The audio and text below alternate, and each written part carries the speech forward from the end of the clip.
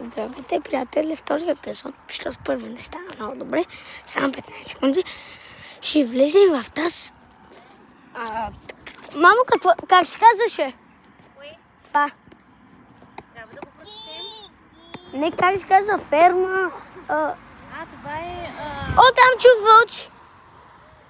Куче. Диви свине. Ама как се нарича? Вятърна мелница. Вятърна мелница. Сега ще гледаме какво има вътре.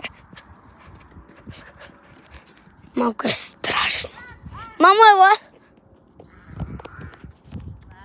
Има торнадо.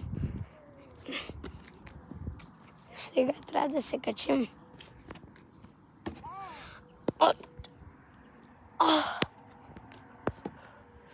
То е много страшно.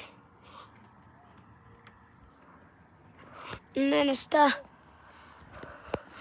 Мамо, не става да се бутне. Тя мисля, че е 100 килограма.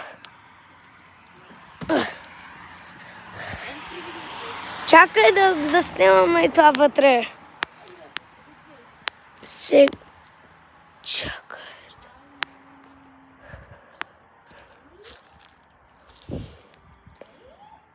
Мамо, ела!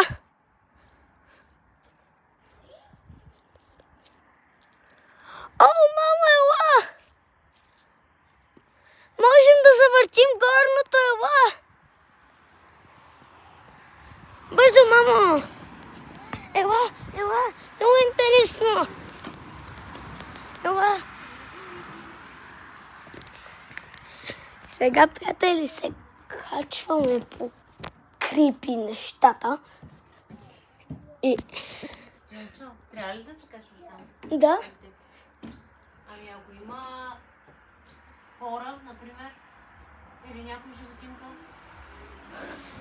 не ти да се правиш да сме. Моля се, ела. Добре, мама като направи Викито да дойде, ще отидем, нали, мамо? Вие ще стоите долу. Вики, ела! Вики!